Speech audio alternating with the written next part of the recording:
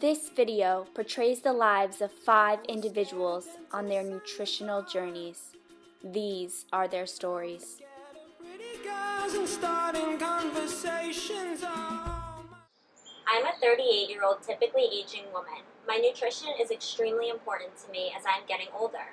Research has shown that nutrition offers the means to improve health and well-being and is among the predictive factors of successful aging. In addition, inadequate nutrition contributes to a loss of function and to the development of disease.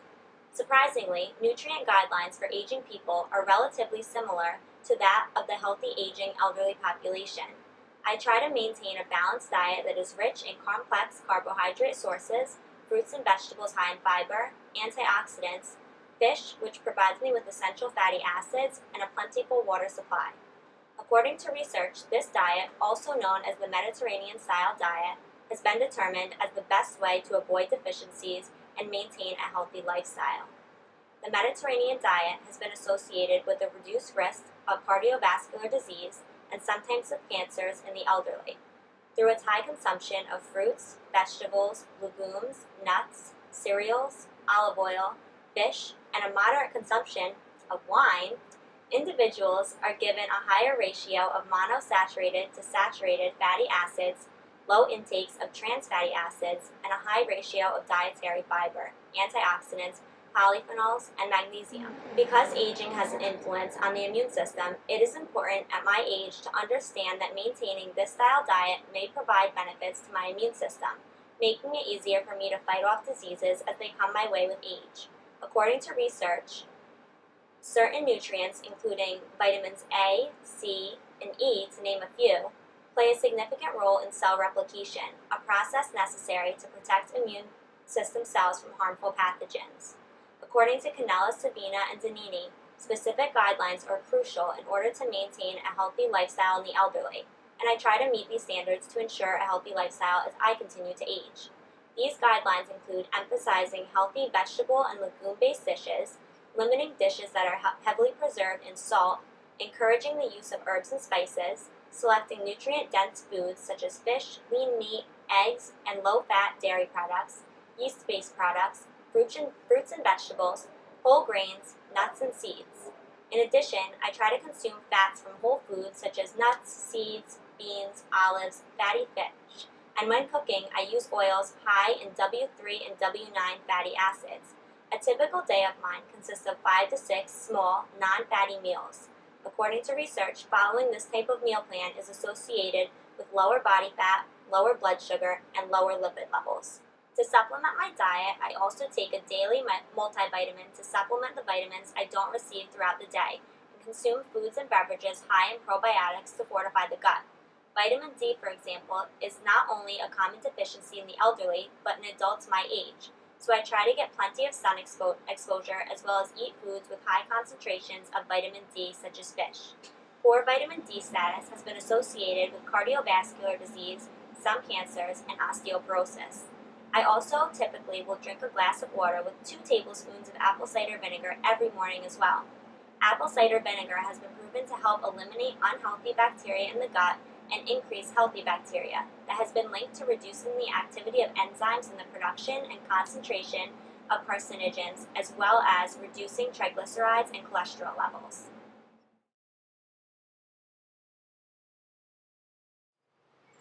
According to the Centers for Disease Control and Prevention, more than 1/3 of U.S. adults have obesity. Obesity is higher among middle-aged adults, 40 to 59 years old, and older adults, 60 and over. My doctor expressed concerns about my weight and the many serious diseases and health risks associated with obesity, such as hypertension, stroke, heart disease, diabetes, and a low quality of life. These factors can also increase my risk of neurodegenerative symptoms. Research has shown that optimal weight loss conditions include reducing the number of calories from foods and beverages and increasing physical activity. In adults who are overweight, like myself, if reduction in total calorie intake is achieved, A variety of eating patterns coupled with regimented exercises can lead to weight loss, particularly in the first 6 months to 2 years.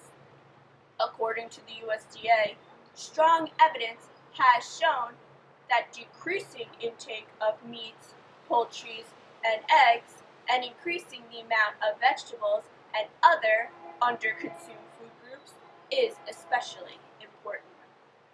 Replacing saturated fats with polyunsaturated fats is associated with the reduced risks of heart attack and CVD-related deaths.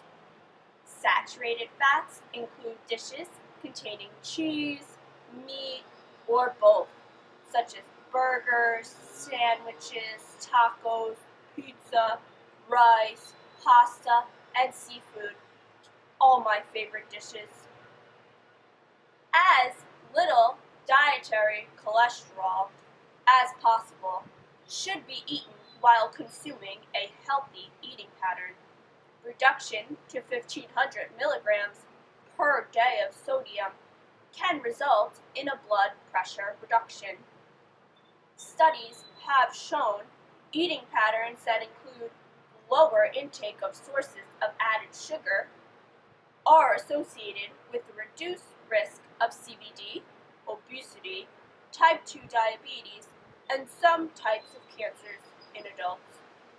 Limiting the intake of refined grains and products made with refined grains, especially those high in saturated fats, added sugars, and sodium, such as cookies, cakes, and some snack foods. 2.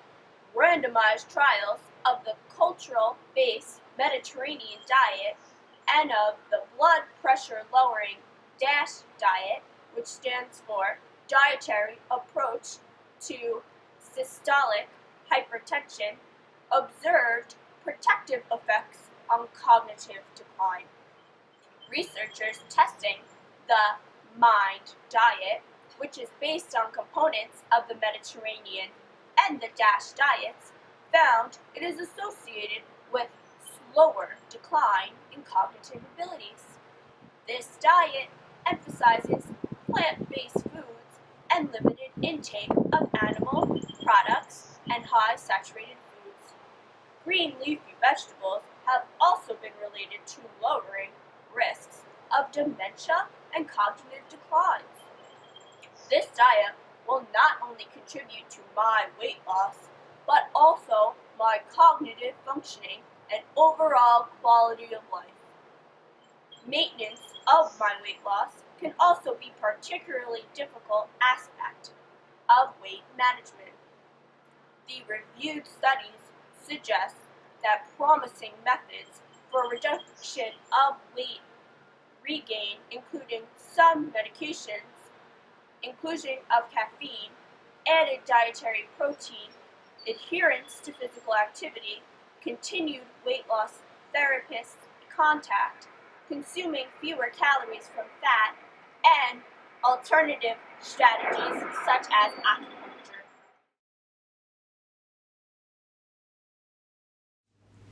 I was diagnosed with ALS, a neurodegenerative disorder, 1 year ago. This disease affects the upper motor neurons and the lower motor neurons, causing spasticity, hyperreflexia, hypertonia, muscle flaccidity, hypotonia, atrophy, and fasciculations of the muscles and nerves. This disease progresses very rapidly, and I have noticed this in my daily life. I have had more and more difficulty with eating over the last year. In the beginning, I had difficulty chewing, and my doctor found that I had difficulty in the oral stage of swallowing. This consists of sealing the food in my mouth, using my tongue, and moving the food to the back of my mouth. This weakness has continued to get worse. Due to this weakness, I eat softer foods like yogurt, mashed potatoes, applesauce, and soups. If I have to, I also puree foods. I have been eating less and have lost a lot of weight. I can't eat the foods I used to eat, so it's just easier not to eat at all. Now that I am 1 year into the disease, my doctor has noticed more pharyngeal muscle weakness as well. This has affected my swallow, and my doctor is worried that I may not be clearing the food that I am eating. My doctor did a feed study on me and found that my cough reflex is impaired and that I have been silently aspirating when swallowing. Due to the aspiration and malnutrition, my doctor has recommended that I have a peg placed into my stomach. This will provide me with liquid nutrition and fluids. I will still be able to eat orally, but it will be restricted because of the risk of aspiration.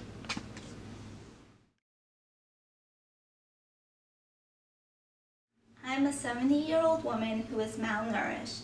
I have recently been admitted to the hospital because I fell and fractured my ankle. According to the evidence-based organization National Council on Aging, common signs of malnutrition in the older population can include weak muscles and bones. As people age, their bodies naturally lose muscle and bone. When combined with malnutrition, this process can be accelerated. The doctors diagnosed me with sarcopenia. According to research, sarcopenia is a syndrome resulting in muscle mass and bone loss. This syndrome is associated with mobility limitations and functional impairment, as well as fractures. Factors that can contribute to sarcopenia are reduced protein intake and immobility, as well as atrophy of motor neurons and chronic inflammation. The doctors put me on the Mediterranean diet. This type of diet requires high consumption of vegetables, fruits, nuts, cereal, olive oil, and fish, with a moderate consumption of alcohol. It is suggested that if I do drink any alcohol, it should be wine, since it is associated with several health benefits, such as high ingestion of dietary fiber and antioxidants. In addition, I was also provided supplements for vitamin D and protein intake. According to research, older adults who are diagnosed with sarcopenia are more likely to gain muscle mass and bone density when instructed to take certain amount of vitamin D and protein supplements with their structured food schedule.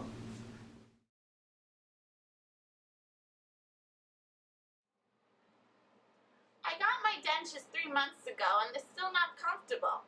When I first got them, I couldn't stop gagging. I couldn't drink or eat anything, and I couldn't even take my pills. Over the last few months, I've had such a tremendous decrease in appetite. I've lost about 15 pounds. When I saw my doctor, he recommended that I see a nutritionist who told me dietary guidance is an essential part of treatment for denture wearers. According to other research, people in the age of 75 plus are already at risk for malnutrition. In this study, they examined the quality of life and risk of malnutrition in the community ranging from 75 plus and found that almost 21% of participants were at risk for malnutrition, especially women like me and participants over the age of 90 years old. It really hurts to chew and nothing tastes good anymore. According to research, dentures do affect the ability to chew. I have to eat foods that are soft and don't require much chewing, such as scrambled eggs, baked potatoes, and pasta. Hard foods are a no-go. Things such as apples, raw vegetables, and sandwiches could loosen the dentures, and I don't want them to fall out. My dentist insists that the dentures are fine, but over the last few months, I just feel like I'm not comfortable with their size or shape. My nutritionist is so worried that I will become malnourished if I don't adjust soon. I really miss going out to eat and enjoying the foods I love with my husband, grandchildren, and friends. I no longer have an appetite or a desire to eat with my dentures. According to other research, oral-related difficulties, including discomfort and functional difficulties, can affect the patient's quality of life. And boy, will I tell you, my quality of life has really changed since I've gotten my dentures.